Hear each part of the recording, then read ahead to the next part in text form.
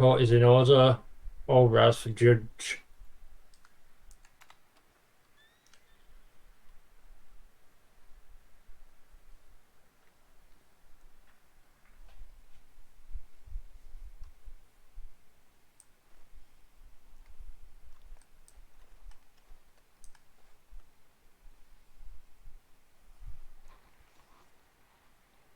You may be seated.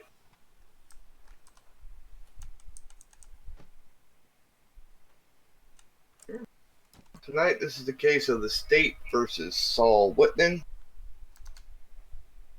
Have kind of introductions of the prosecution and the defense, please. Yes, sir. I am Beckett Savage. I will be representing the state versus Saul Whitman as a prosecutor, sir. Alrighty.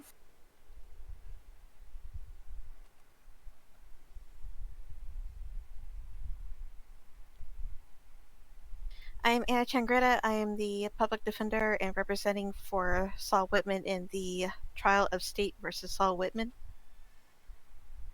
Thank you. And Ms. Changretta, what will your client be pleading tonight? No guilty, sir. Alrighty. So I'll let you start your opening arguments, Ms. Changretta, since you're already standing.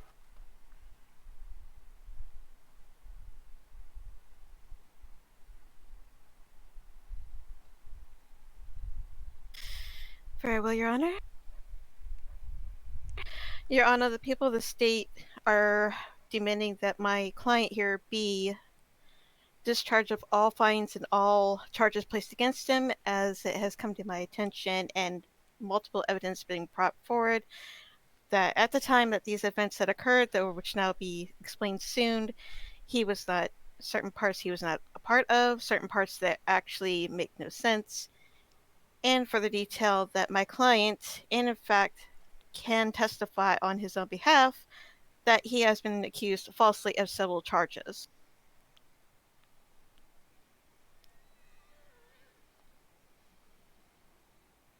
Okay. Will there be anything else? That is it. Alrighty. Thank you, Ms. Changretta. Mr. Savage, you may give us your opening arguments. Thank you, Your Honor. So like I said before, I'm Beckett Savage. I'm the prosecutor for today's trial. The state versus Saul Whitman. I want to make clear that Saul Whitman did fulfill his bail agreement admirably, and he has presented himself here in court. So like I said, I would like to lift those bail requirements on Mr. Saul Whitman. Bail requirements are lifted. Very good, sir. Thank you very much. So from the prosecution side, we're still pursuing as a recommendation by the arresting officer of Mr. Saul Whitman. He is being issued the following charges: anarchy by 1 count, battery by 1 count, assault with a deadly weapon by 1 count, kidnapping by 3 counts, fleeing a lawman by 1 count, and disturbing the peace by 1 count. Also, I am aware from the DA's office that Ms. Changretta, with her defense, we are definitely in consideration of that defense as the trial goes on. Okay. What was the ones after kidnapping? Fleeing a lawman times 1 count, sir, and disturbing of the peace of 1 count, sir.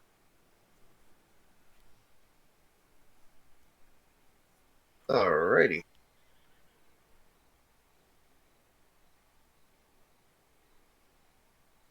Alrighty. Mr. Beckett, you may begin. Call your first witness. Yes, sir. Actually, that prosecution would like to call Deputy Elena Michaels to the stand, Your Honor.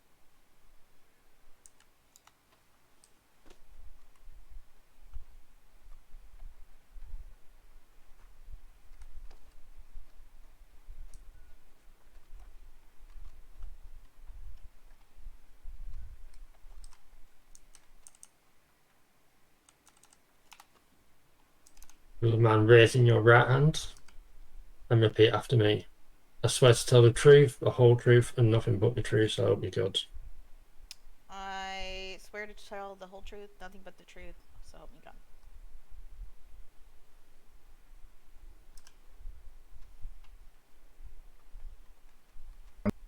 Deputy Michaels, how are you doing today? Oh, I'm wonderful. How are you? I'm doing outstanding. Thank you very much. Just to confirm that you have your outdoor voice on right now. I sure do. Outstanding. Okay, so reference the incident that happened the night of question. Can you describe to the court the events leading up to your capture? Yes, before my capture, what happened was I had clocked on to duty with Captain Spike, and at the time, I was a trainee, so we were practicing patrolling. We got a call for a shooting in Cattail Pond. We arrived on the scene where two people were kind of standing around and then rode past us when we got up towards Cattail Pond. We were both shot down at the time. I managed to get one of them, but unfortunately they had shot me back down. I was unconscious.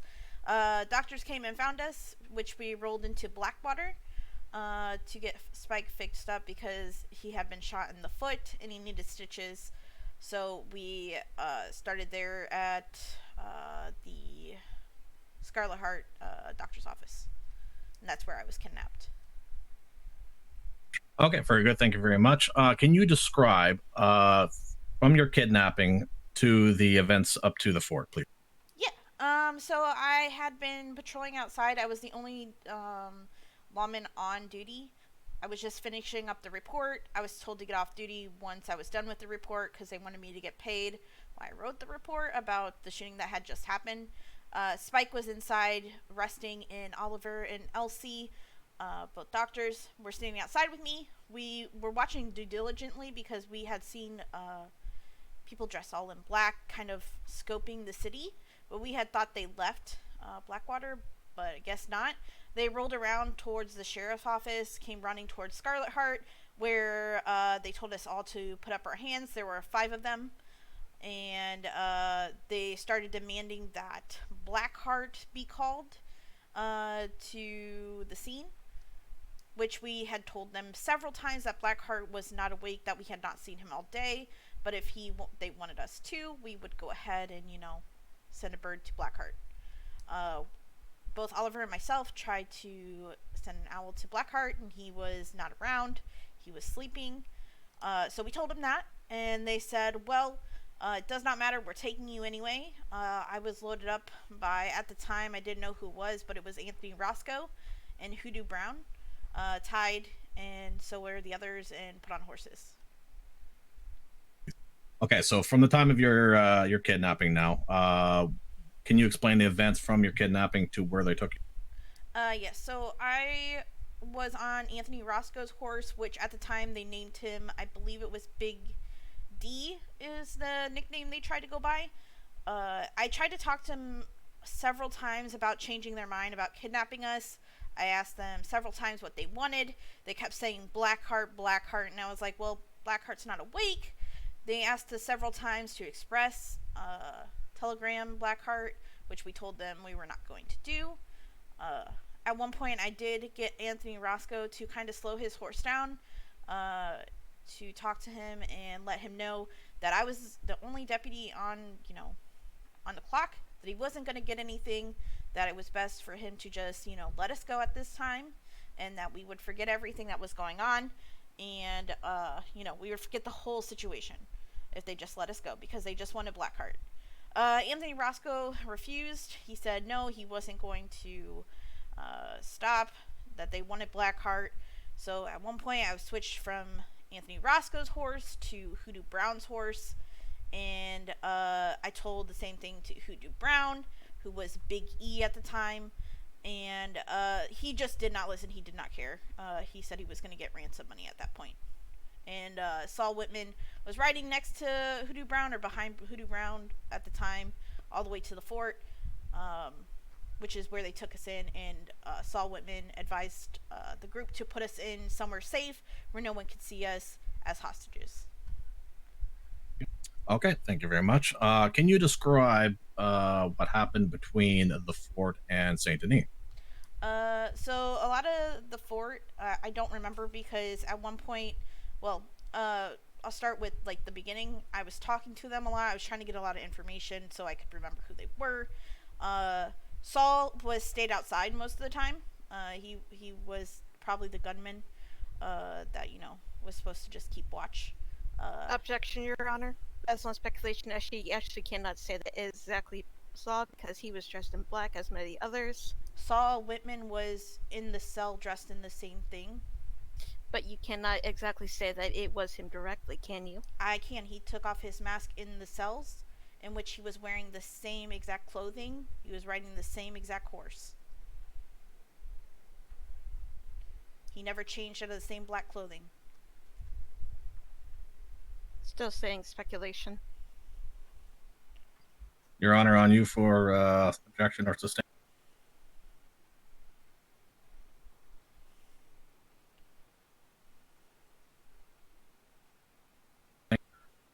Your Honor, I'm going to redact my question. I'm going to let me clarify my question. While you're in custody, can you describe the individuals that are immediately around?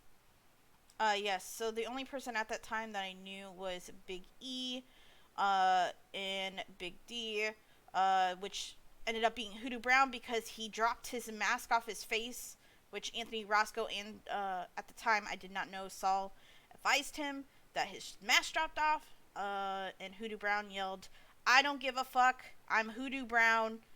I don't care" at this time. To which they called him an idiot. Where was Mr. Whitman's proximity to you during this event? He was outside, but in the mass incident, he was inside with us. So during your time up in the fort, according to your statement, you tried to make an escape. Is that correct? Yes, Hoodoo Brown advised me my time was up, that I was going to be released. He took me out to the fields, which then he cut me loose and said, "Don't move until I tell you to."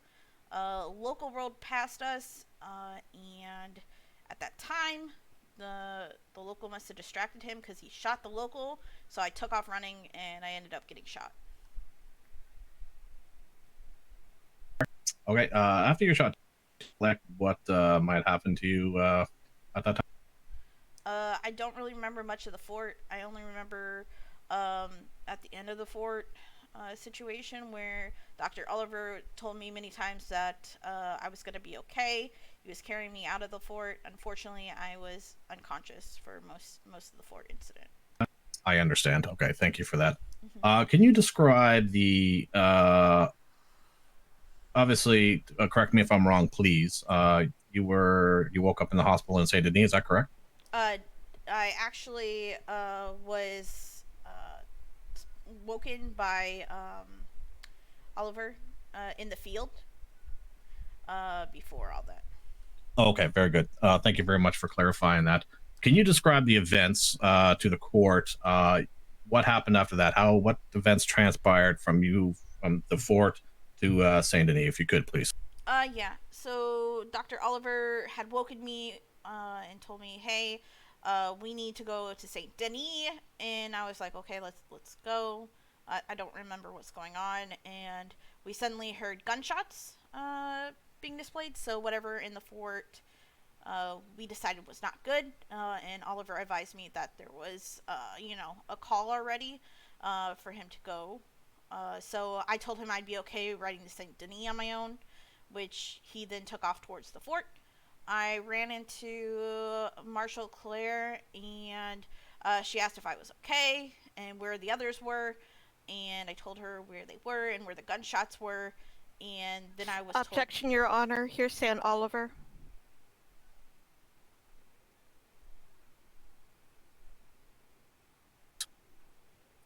Your Honor, I'm going to retract that question.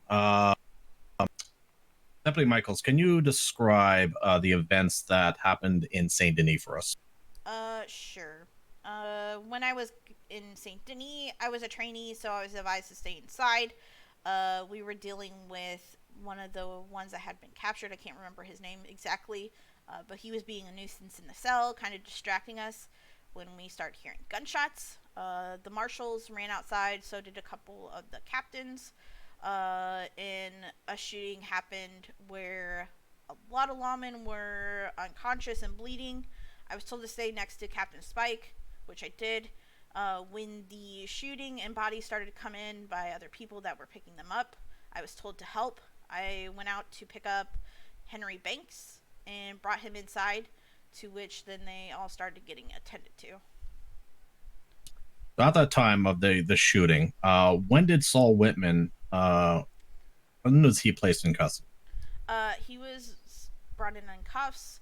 I believe he was down already, which the doctors had to treat his wounds, and then he was put into a cell, which then his mask was removed, revealing Saul Whitman. So during the time of the shootout, who did you have in the cells at the time? It would have been Hoodoo Brown, Anthony Roscoe, Saul Whitman, and I can't remember the last guy's name, but he was the annoying one. I'm sorry, that was my fault. Let me rephrase my question to clarify. Before the shooting happened, who did you have in custody at the time? There was some random guy that we had gotten before that, who we think was a part of the situation too. So, by your recollection, Objection, Your Honor, is speculation. Defense counsel, could you clarify speculation of the question? She just said that they caught a random person that they think was part of the situation, when in fact they cannot prove that the person that was caught was in fact tied to the situation. So therefore, that is speculation, sir. I'm going to overrule on that because of the fact it does not involve Saul Whitman directly. Thank you, Your Honor. So if I may continue, so the individual you have in the cells, you said that they were, or perhaps one of the individuals from the fort. Is that correct? Or sorry, correction. I redact my question. The individual you had in custody, you suspect was one of the original suspects. Is that correct? Yes. Henry Banks actually had picked him up on the road. He was shooting at Henry Banks, I believe, and was pulled into the office.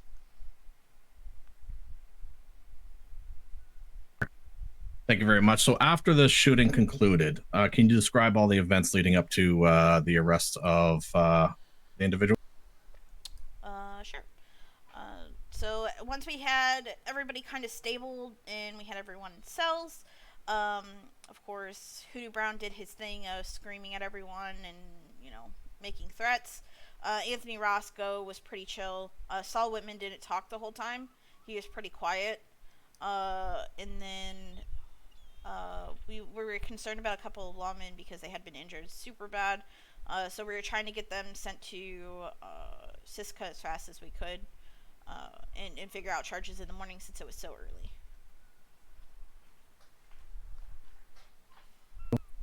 Very good. Thank you very much, Deputy Michaels.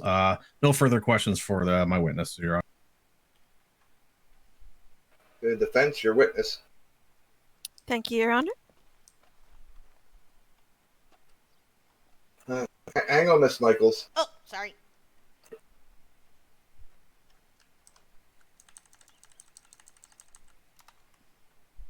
Now, Ms. Michaels, you were saying that Saul Whitman was masked and everything inside of his cell before it was eventually removed, correct? Correct. Now, are you absolutely 100% dead certain my client was wearing a mask before he was removed? What do you mean? I'm sorry, I'm confused. I will rephrase the question. Are you certain without a doubt that my client was wearing a mask, because you are claiming repeatedly that he was wearing a mask before it was removed, correct? Yes, he was. Interesting, because my client was actually never wearing a mask. In fact, every single time he was actually, let me say that, the entire time he was in his cell, he was never wearing a mask. Nobody ever touched his clothing, and therefore you claiming to be that my client was wearing a mask until it was removed is basically saying that you're lying under oath right now, ma'am. Because it doesn't state in arrest reports, it doesn't state in reports, it states nowhere that my client was wearing a mask ever. He was at the fort. That is still incorrect because it states nowhere. Because if you're saying that it's one the same clothing with clothing, a mask. but it does not say he was wearing a mask, He was wearing a mask at the fort. then why is it not saying that he was wearing a mask in any of the reports? I mean, wouldn't you be masked if you kidnap people? Answer my question. I didn't write the reports. I only wrote You are still standing with beside those Hoodoo Brown reports. and Anthony Roscoe. I had no interaction with Saul Whitman. You were still standing by the reports, and those reports say nothing about my client wearing a mask ever, and my client was never wearing a mask. He was wearing a mask at the fort.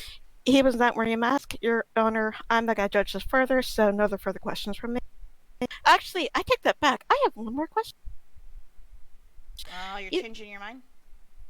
Oh, no. One question actually came to my mind. You kept on saying that he was part of the Roscoe, correct?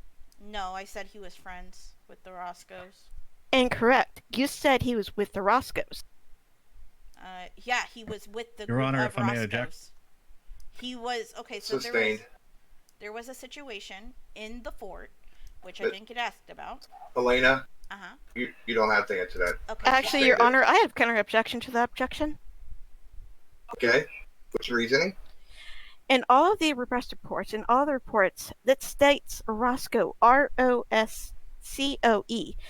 However, my client was never asked if he was part of the Roscoe gang.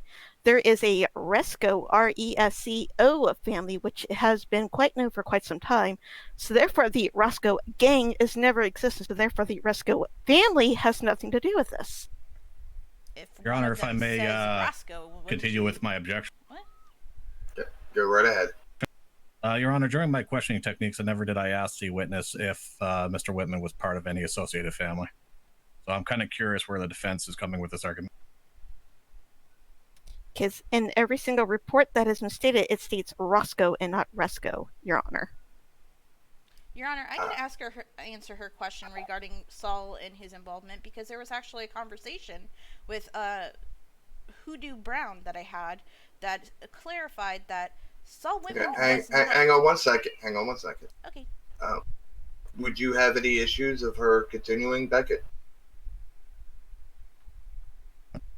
No, Your Honor, I don't have any issues as long as it stays on point that my witness did not make mention of Mr. Saul Whitman being part of any associated family. So I would caution the defense counsel to tread lightly to being assumed and putting words in the witness's mouth. I do agree with that. So please tread lightly, Ms. Changretta. You may continue.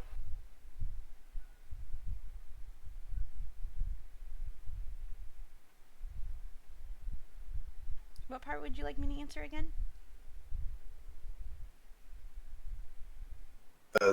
Where you had started about with Mr. Whitman, I believe it was. Oh, yes. So I had a conversation while I was in a hostage with Hoodoo Brown after the mask incident because they were making fun of him for pulling his mask down. So I said, your group is kind of, not professional criminals. In which he laughed and said, this isn't a group. This is my brother and me and friends. To which I asked, oh, so you just hire people for money? He said, no, we don't hire people. We ask them to come in, and then if we get any money, we split it. But honestly, I'm probably not going to pay anyone, even if we get ransom money today.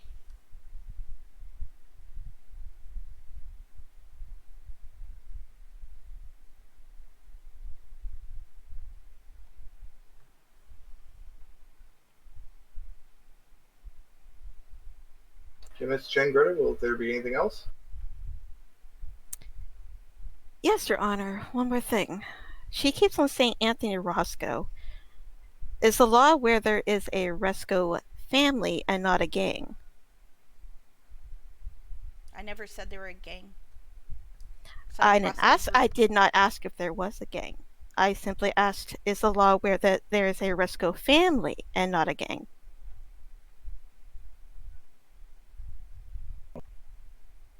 Your Honor, relevance. You're asking the witness to assume knowledge of what the police activities are. Yes, I am going to definitely overrule that. It's all on the relevance. No further questions, then, Your Honor. All right, Miss Michaels, you may step down. Thank you. Or as.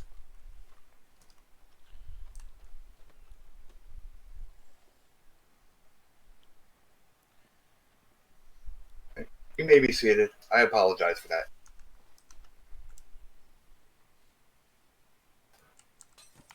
And Mr. Beckett, your next witness. Yes, Your Honor. The prosecution would like to call Dr. Oliver Sutherland, please, sir.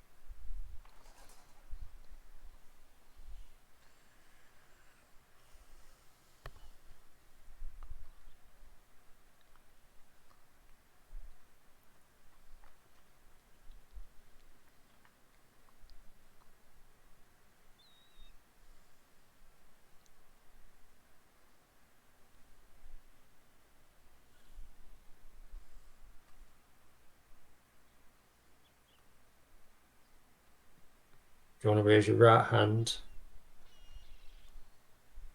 Do you swear to tell the truth, the whole truth, and nothing but the truth? So help you God. I do. You may take a seat.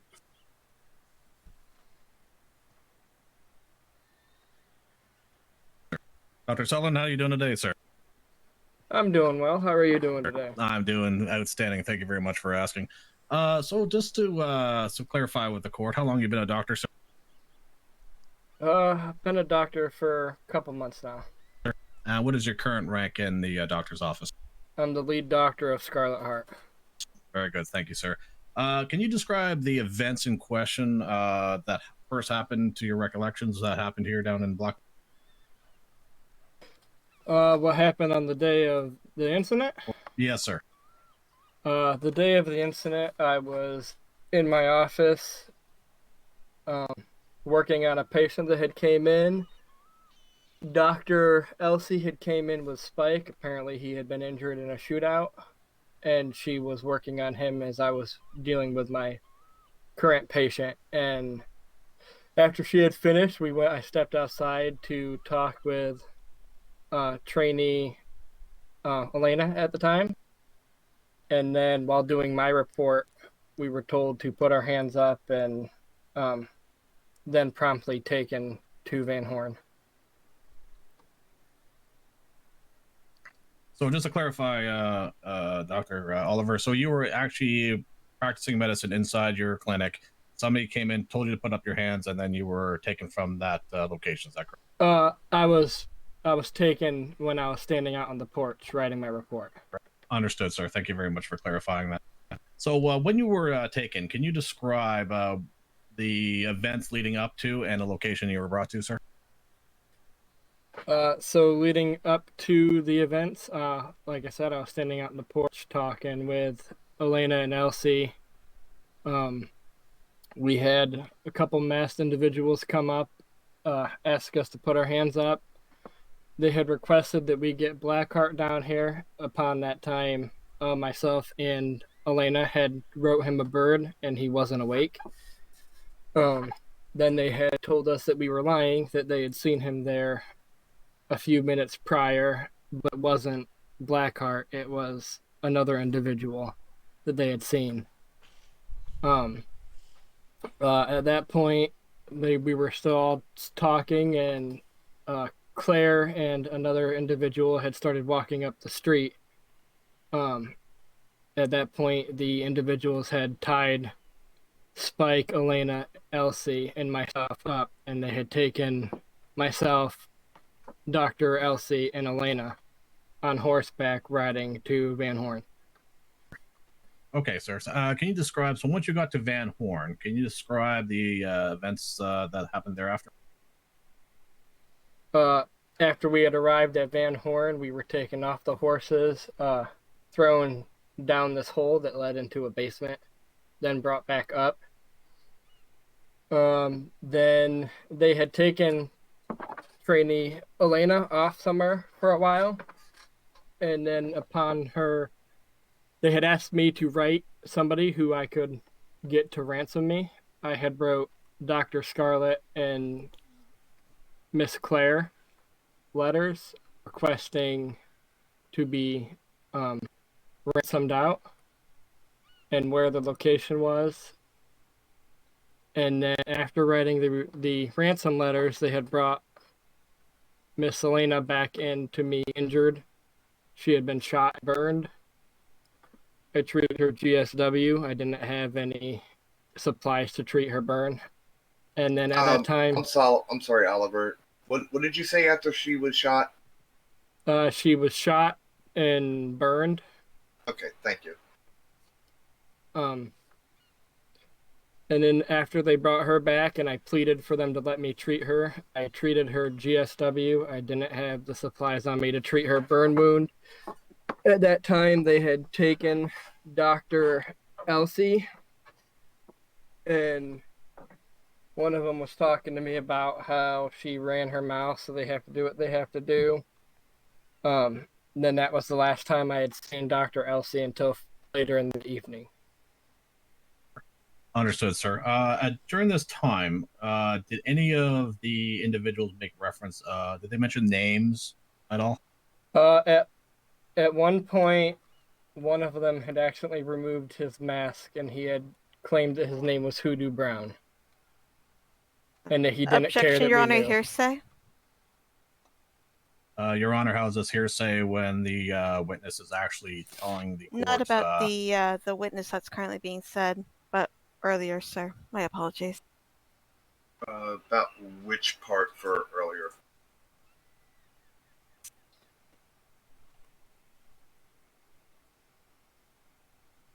Right before he started mentioning names, sir.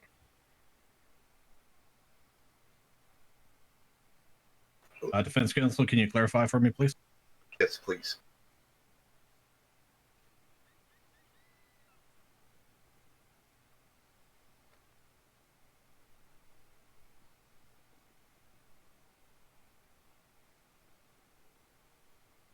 One moment, I gotta look at my notes real quick.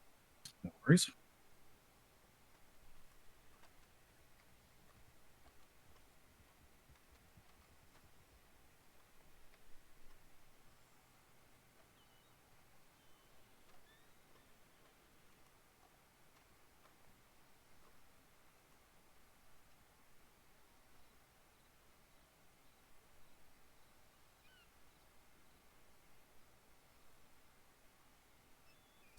All right, apologies for that.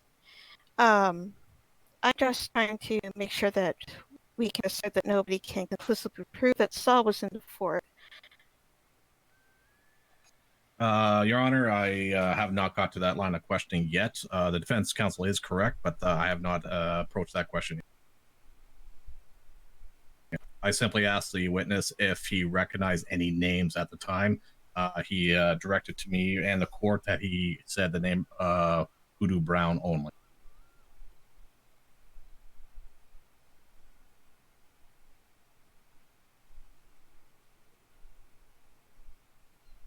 I'm sorry, what was that last part, Mr. Beckett? So I just my line of questioning to Dr. Oliver was he recognized any names, and he only said the name Hoodoo Brown. So if that satisfies the defense counsel's question, Anna, is there anything? Am I missing the point? Yes, I'm sorry. it satisfies the defense. My bad. No worries. Thank you very much, Your Honor. If I continue. Yes, you may continue. So Dr. Oliver, I may circle back around. So just to, so after you treated the deputy's injuries, can you explain what happens after that? Hello, what's up? After I had treated the deputy's injuries, at that point they had taken Dr. Elsie Lopez. And like I had stated, that was the last time I had seen her until I had been ransomed. At one point, one of the individuals had removed their mask, and someone made a comment that they weren't a very good captor, and he had said that he didn't care if we knew who he was and that his name was Hoodoo Brown. So at the time, he was the only one that removed their mask. Is that correct? That is correct, yes. All right, very good. Can you describe to the court what happened regarding your release from the fort, if you may, sir? So after they had discussed and went back and forth in the negotiations, they had made a negotiation with, at the time it was Lieutenant Banks, for what was $5,000 and so much of a head start. I was released and I was told to run to the left of the fort. I ran to the left of the fort, out to the river and along the river. At that point, I had seen Dr. Scarlet and Dr. Violet across the river, and I had instructed Miss Elena to take my horse and continue towards the doctor's office.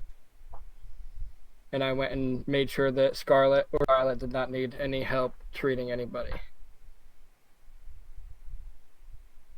Thank you very much, sir. So from that point, can you describe any other details up to that point? I cannot know. Very good, sir. Thank you very much for your testimony here today. There's no further questions for me, Your Honor. All right. Miss Jane Greta, your witness. Thank you very much, Your Honor.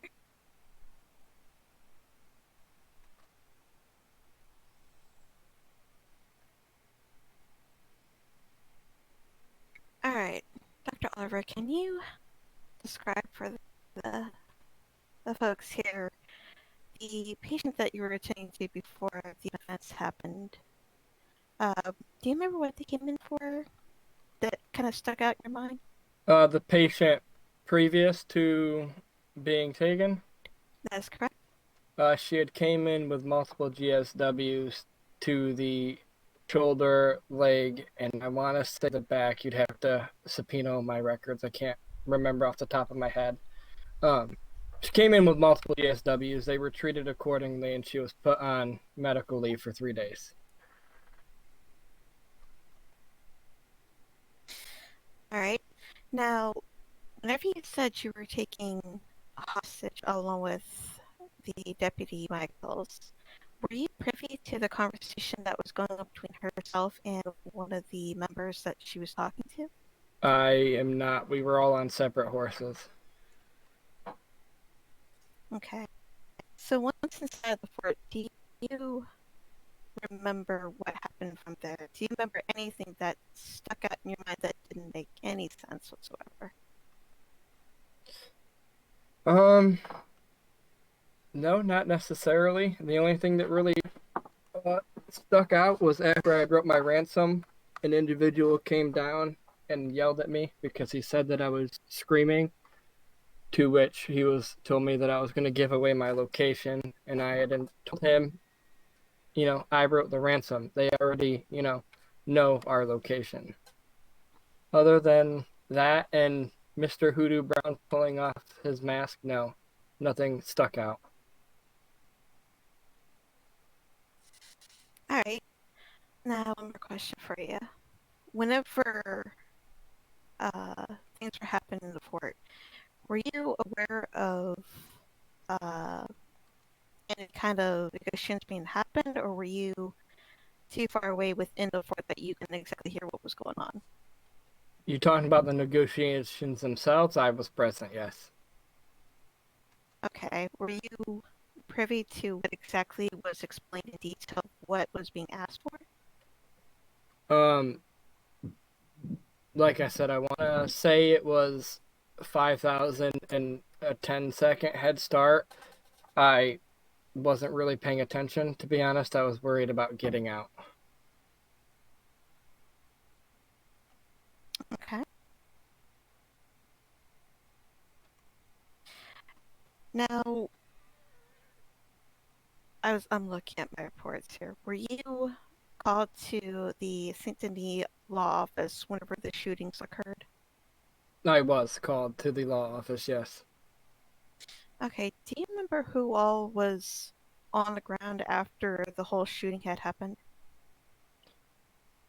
I cannot list all the people who were on the ground after the shooting. I can list who I had personally treated. And I had only treated Sheriff Clifton. He is the only person that I had gotten to treat. Okay. Now, did you hear anything that was made towards my client? Did you hear any law enforcement say anything towards him, like saying, you should honestly do what you're told, you should not be trying to do something stupid? Anything that didn't make sense for law enforcement to be saying to those that were in the cells? I wasn't paying attention to the law officers. I was also injured in the kidnapping, and I still require surgery on a couple bones. So I was in a haze because they were going to treat me there, but then the shootout happened. So I woke up after everything had transpired. So no, nothing stuck out. I kept my head down. I treated who I needed to treat, and then I left after I was released.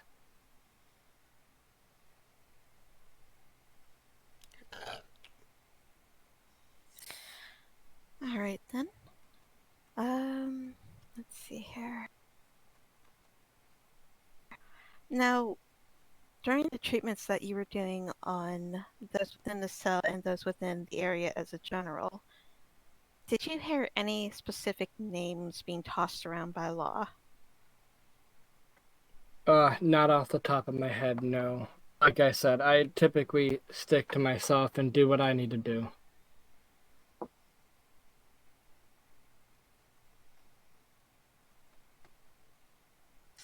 All right, no further questions, Your Honor.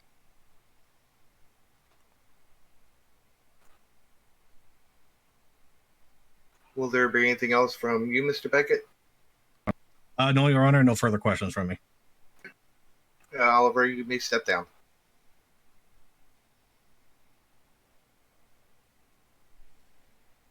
Do you have any more witnesses, Mr. Beckett? No, Your Honor, I have no further witnesses, sir. All right. Ms. Changretta, you may start with your first witness. I do. Very well.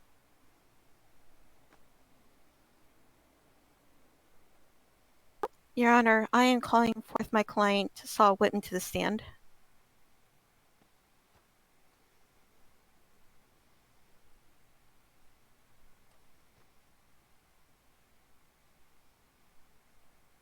Raise your right hand, please. Do you swear to tell the truth, the whole truth, and nothing but the truth? So help you God.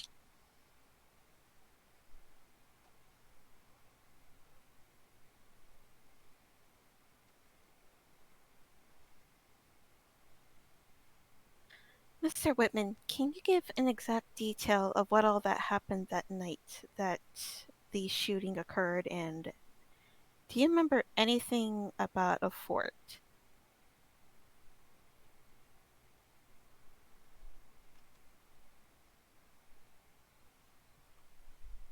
You need to shout, sir. Mr. Shelton. I do not recall anything about it for the jail cell incident, which I was brought into by cuffs. I never had a mask on. They never touched any articles of clothing. The only thing they did was search me, and a Travis Rowland threatened to blow my head off if I moved an inch. Now, are you familiar with anybody named Anthony Roscoe, or the name Roscoe in general? No.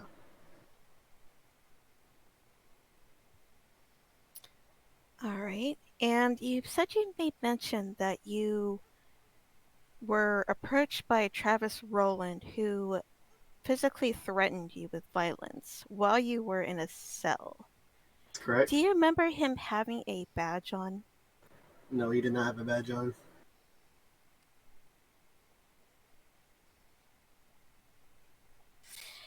Do you remember having any sort of relationship with the Roscoes that two witnesses have been talking about? No. Now, you made mention that you were not wearing a mask and that nobody in the law department touched you whatsoever. May I ask then, how is it that there is a law witness that is claiming that your mask was removed whenever you have stated several times that you were never wearing a mask and nobody touched your clothing? The only person to search me was Henry Banks. Not once did any of them grab my clothing and try to take it off. Did you make any sort of threatening moves towards anybody in the law while you were in this cell, or even No. outside of it? I stayed directly still. Now, during the incident at the fort, do you remember where you were exactly? When did this occur? Whenever this hostage situation was happening at the fort, where a deputy and a doctor were taken hostage and were promptly taken there not too long after. Do you remember that? No.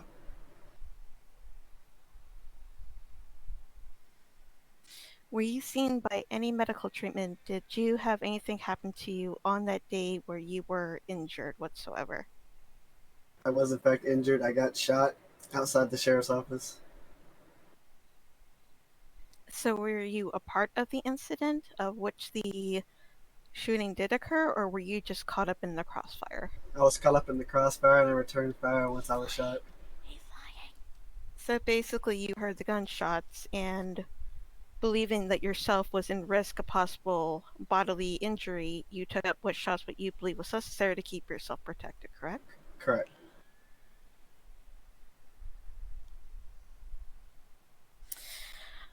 No further questions, Your Honor.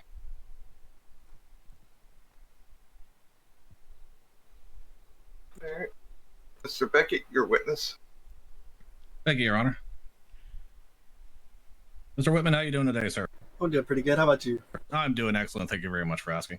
So in the just in the question of the area of the sheriff's office, can you describe to the court why you were in that area? I live beside the train station and roads, so I was in St. Denis at the time. Okay, very good. So when you were in that area of the shooting, what was your actions when the shooting happened? What do you mean? What is your action? As soon as when the first shot rang out, what was your immediate action, sir? I was hit in the leg, so I returned fire on the person who shot me. It was a unknown officer who is against a corner, just holding there for some reason. So just to clarify, sir, so the very first shot rang out was at you. Is that correct? Is that what you're saying, sir? No. I didn't shoot first. No, sir. I wasn't implying that. You said that a shot hit you, then you returned fire. Is that correct? Correct. So the very first shot that was fired was in your direction. Is that correct? That's correct. So the very first shot was shot at you. Is that correct? No, Can you please explain when was the very first shot? I don't know. I was caught up in the crossfire. So during that time, you didn't think about running, taking for cover. You just stood there. Is that correct? No. So can you explain to me to this court what was your actions? Once I was shot, I moved toward the pond, which two more officers chased and shot at me. So during that crossfire, during that fire, how many shots think rang out before you were hit? This is a rough guess. I'm not asking for a You specific. could say about 15 shots went off. 15 shots, very good, sir. I ran away from the incident toward the pond, in which they chased me and shot me. How far was, you said the pond, how far is that from the sheriff's office? It's a pretty good distance. It's like, I would say, like directly across from the horse stables. How long did it take you from, so where was your exact position before you ran to that pond? I was at the side of the fence, the other side of the pond, and once the shots went off and I got hit, I ran around the fence toward the pond to get out of the dodge. So you were on the far side of the pond, not the near side of the pond, closest to the sheriff's office. Is that correct, sir? I wasn't close to the sheriff's office. I was at the back end of the fence, and I ran away. So, where was the shooter located that hit you, by your recollection? He was, I don't know the name of the person. He was in some kind of corner space, where the opening is to the courtyard, and that's when he started opening fire. So, just to recap here, so you were in that area of the sheriff's station, you heard shots go off. Your immediate reaction was not to run, or you were actually started to run after you were getting shot at? Is that? I ran when I got shot at, but I also shot back when they chased me. Were still shooting me.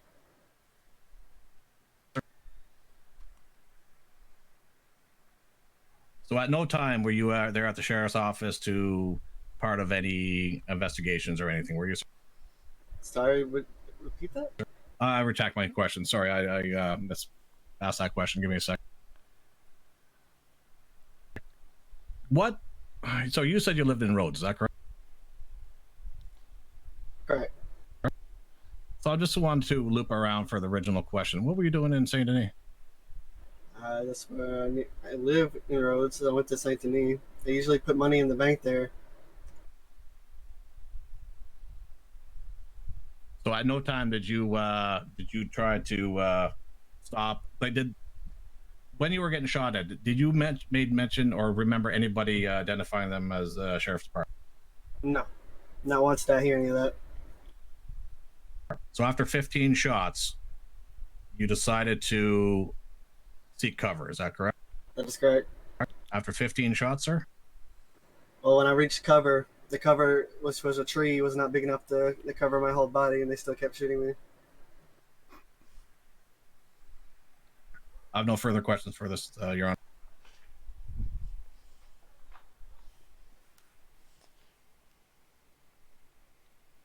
All right. Is there anything else, Miss Changretta?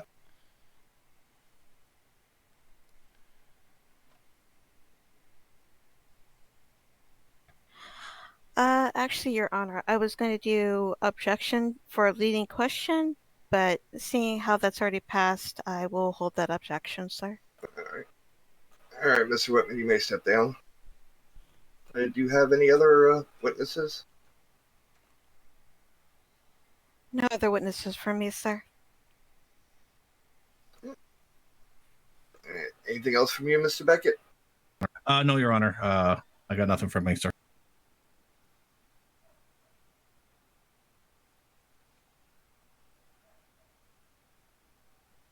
At this time, I'm going to start with the closing arguments. Mr. Beckett, you may go first. Thank you, Your Honor. I don't mean to turn my back to you, sir. All right, so ladies and gentlemen of the court today, so the trial of Mr. Saul Whitman. So we heard some facts today. You heard some stories. Both my witnesses describing that Mr. Saul Whitman's presence during the time at the fort and his presence at the sheriff's office.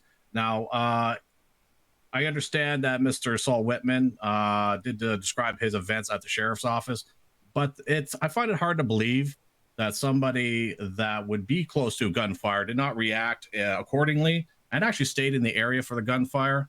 Kind of leads me to believe that Objection, as that is an opinion. It's not an opinion; it's a closing argument.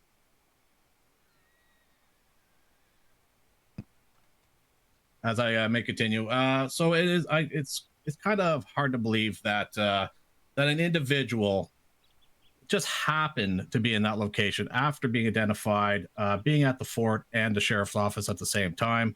I understand that the testimonials here today were vague, but I strongly believe that the witnesses that I did call up were true to their word, and their witnesses or their statements should hold true. Thank you. All right. Ms. Changretta, your closing arguments.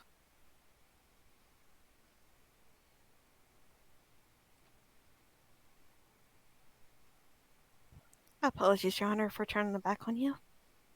Okay. I will not harp on the closing statements that was made by prosecution Beckett. as he has already made his case. However, my client has made it rather clear of what has occurred, and he said to himself several times of what had actually happened, since many people had tried to place him at the scene, but in fact he just proved himself not at the scene. However, as somebody was stating someone's name several times, he made it very quite clearly in several times that he never knew that name, he had never heard of the name. So, with that being said, I do believe it is under high speculation that the witness statements saying that this person who existed does not exist, and I do believe that there is no evidence states otherwise that proves that the person such exists. So.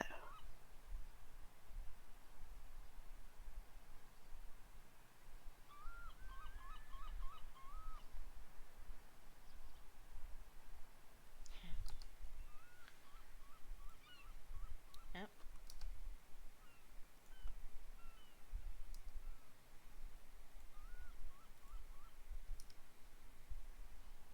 Alrighty.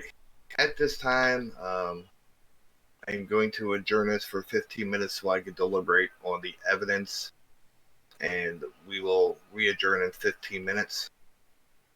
Okay. Court adjourned. Please stand. Oh, hang on, let me eat something real quick.